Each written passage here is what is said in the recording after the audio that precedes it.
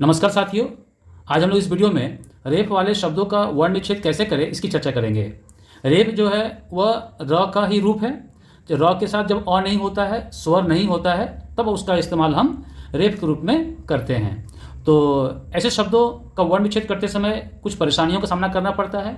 इसलिए उन परेशानियों को दूर करने के लिए हम यहाँ पर 10 ऐसे शब्द लिखे हैं जिसका वर्ण विच्छेद करके हम उससे बाहर निकल सके, उसका समाधान कर सके।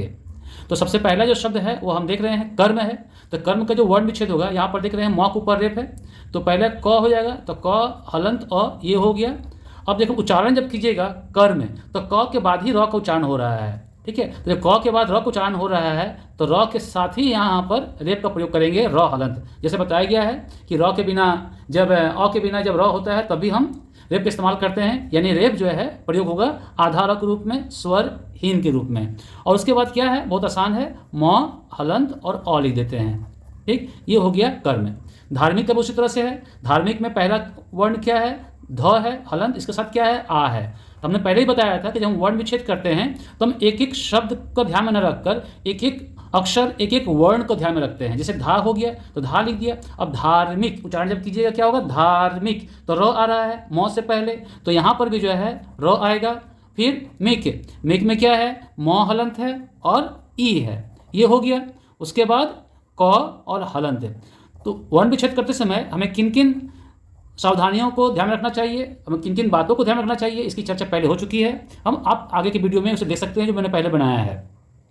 अब सर्पिल, सर्पिल यानी सांप की तरह टेढ़ा मेढ़ा शब्द होता है ये। सर्पिल में पहला जो है वो स है, स पूरा स है तो कर देंगे स और अ। सर्पिल में स हो गया। यहाँ भी देखिए सर्पिल र आ रहा है। उच्चारण से ही मालूम चल जाएगा कि आपको र का इस्तेमाल कहाँ करना है। और जहाँ भी रेप वाले र का इस्तेमाल कीजिएगा वहाँ पर र हलंत ही आएगा, उसके साथ कोई स्वर या मात्रा नहीं आने वाला है, ठीक है। तो आपका हो गया स हलंत। देखिए मैं भी यहाँ पर बात करते करते और लिखने जा रहा था जो कि नहीं होगा। र हो गया, पील हो गया। अब यहाँ पर लिखेंगे प हलंत, और प के साथ कौन सी मात्रा है, ई की मात्रा है, ई। तो हम लोग जानते हैं कि स्वर के साथ कोई कभी भी हलंत का प्रयोग नहीं करते हैं, व्यंजन के साथ करते हैं। इसलिए यहाँ ई हो गया और अंत में बच गया ल हलंत अ, ये हो गया सर्पिल। अब दुर्भावना, दुर्भावना में देखिए पहला अक्षर क्या है, दु है, तो द हलंत उ, ये हो गया दु। दूर, देखो दूर भावना, तो दूर र हो गया, र हलंत। अब बचा क्या, भावना, तो भ के साथ आ है, भा, ठीक। फिर वह मैं फिर बोल रहा हूँ कि एक एक अक्षर को पकड़िएगा, शब्द को न पकड़कर तो वर्ण विच्छेद करना बहुत ही आसान हो जाएगा। वह के साथ अ है, कोई मात्रा नहीं है इसलिए सिर्फ अ है, और अंत में है ना, तो ना है यानी मात्रा जो है हम स्वर बदल देते हैं। जब वर्ण विच्छेद करते हैं कोई भी मात्रा हो उसको हम स्वर के रूप में लिखते हैं। ये चौथा हो गया। पांचवा क्या है, पांचवा यहाँ देखिए स्वार्थी।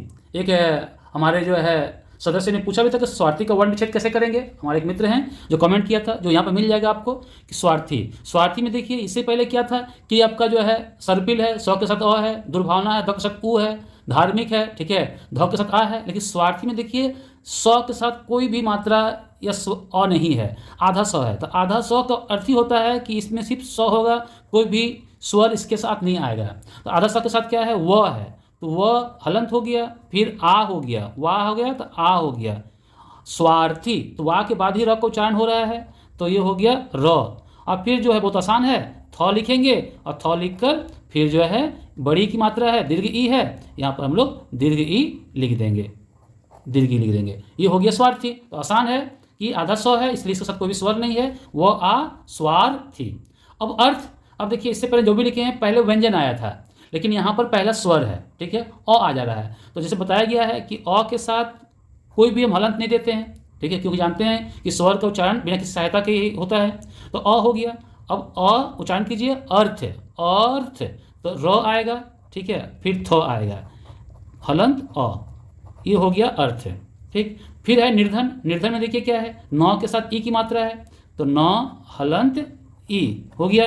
नि, निर, देखिए निर्धन, तो ध हो गया यहाँ पर, फिर हो गया ध हलंत और न, ये हो गया निर्धन। देखिए यहाँ, लेकिन फिर यहाँ गलती हो रही थी, ध के बाद क्या होगा, अ होगा, अ होगा, और फिर अंत में जो है न हलंत अ होगा, ये निर्धन। जहाँ भी स्वर छूट जाएगा, हलंत दे रहे हैं और स्वर छूट जा रहा है मतलब गलती है। इसमें क्या है कि अगर एक भी वर्ण हम गलत लिख दे रहे हैं मतलब पूरा गलत हो गया। इसलिए विच्छेद करते समय स्वर पर अवश्य ध्यान दीजिएगा, ठीक, क्योंकि हड़बड़ी में कभी कभी स्वर छूट जाता है, हमें लगता है कि हमने जो है वर्ण विच्छेद सही किया है, जो कि होता नहीं है। अब बर्बर देखिए, बर्बर है तो बर्बर में क्या है, पहला है ब है तो ब हलंत अ हो गया ब पूरा, ठीक है।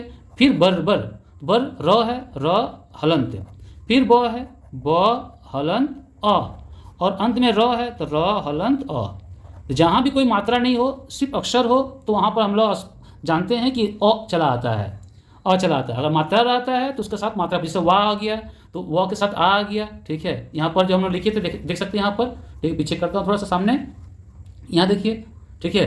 दुर्भावना में ही देख लीजिए, द के साथ उ है, मात्रा चला आया, फिर भ है, आ है, यहाँ पर इस तरह से। स्वार्थी में देखिए थ के साथ ई है, लेकिन जहाँ पर मात्रा नहीं है वहाँ पर ऐसा कुछ भी नहीं है, जैसे ब है अ। बर्बर के बाद क्या है, सराफा। तो मैंने इसे यहाँ पर सराफा लिख दिया, जो कि गलत था, फिर भी मैंने इसे हटा दिया है और उसकी जगह मैंने यहाँ पर धूर्त शब्द दे दिया है, जिसमें रेप का प्रयोग हुआ हो। फिर जब दिया हुआ तो इसका मैंने यहाँ वर्ण विच्छेद कर दिया है। क्या है, स अ, स हो गया, राफा र आ, यहाँ आ का देखो र आ है, फिर यहाँ पर हो गया फ आ, सराफा।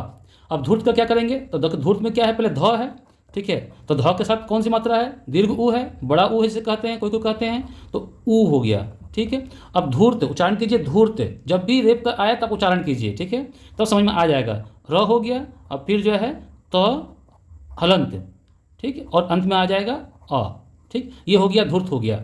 और सबसे अंत में जो आ रहा है आपका वह है कर्ता, ठीक। तो कर्ता में भी क है सिर्फ, देखिए तो क हलंत अ, ये हो गया क कर्ता, उच्चारण कीजिए कर्ता, तो क के बाद ही र आ रहा है तो र हलंत, और सबसे अंत में जो है तो हलंत आ, ये हो गया कर्ता। तो साथियों, आशा करता हूँ कि इन 10 उदाहरणों के माध्यम से आप रेफ वाले शब्दों का वर्ण विच्छेद आसानी से कर सकेंगे। घबराने की कोई बात नहीं है, कहीं भी ऐसे शब्द आते हैं तो उसका उच्चारण कीजिए, उच्चारण करने मालूम चल जाएगा कि र का इस्तेमाल कहाँ करना है। और भी आसान है, जिसके ऊपर रेफ रहे, जिस भी वर्ण के ऊपर रेफ रहे, उस रेफ का इस्तेमाल जो है, प्रयोग जो है, वर्ण विच्छेद करते समय उस वर्ण के पहले करते हैं, याद रखिएगा। जैसे ब के ऊपर है तो ब के पहले र आया, ध के ऊपर है तो ध के पहले आया, और थ के ऊपर है तो थ के पहले आया। ये भी ध्यान रखिएगा, तो आसान हो जाएगा एक उच्चारण। दूसरा, इस बात को ध्यान में रखना है। तो इस वीडियो में इतना ही मित्रों, धन्यवाद।